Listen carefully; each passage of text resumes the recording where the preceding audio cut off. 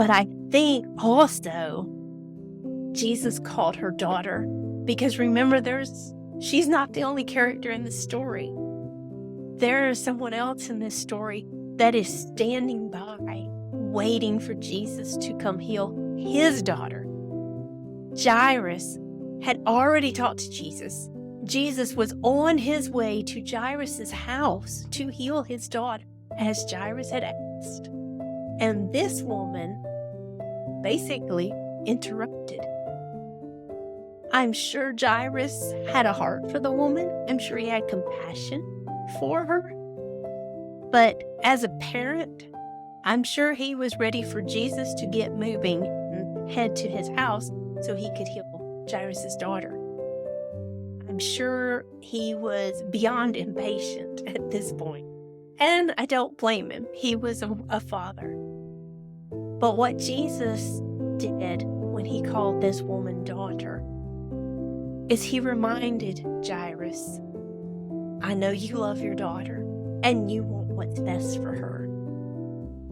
But I love my daughter too, and I want what's best for her. And I think that might have softened things a little bit in Jairus' heart. But then, just when things were looking a little better, a servant comes from Jairus' household and says, your daughter's dead. You don't even need to bother with Jesus anymore. There's nothing he can do now. There's nothing he can do now. It's too late. She's gone. Just leave the master. And that's another point that I want to bring to our attention. And in this way, I'm a lot more like Jairus, I think, than the woman. The woman had faith that if she could just touch the hem of his garment, she would be healed.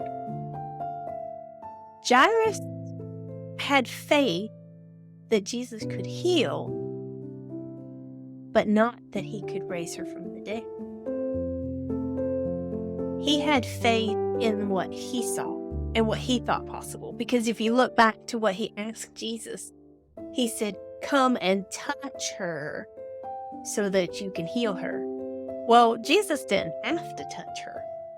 Jesus could have spoken from that spot and said, let her be healed, and she could have been healed. He did that in another story where all he did was speak and say, he's whole. And it was so. So he didn't have to touch her. But in Jairus' mind, it was, this is how it works. These are the stories I've heard. I've heard that Jesus touched somebody and they were healed. And Jesus touched this person and they were healed. And Jesus touched that person.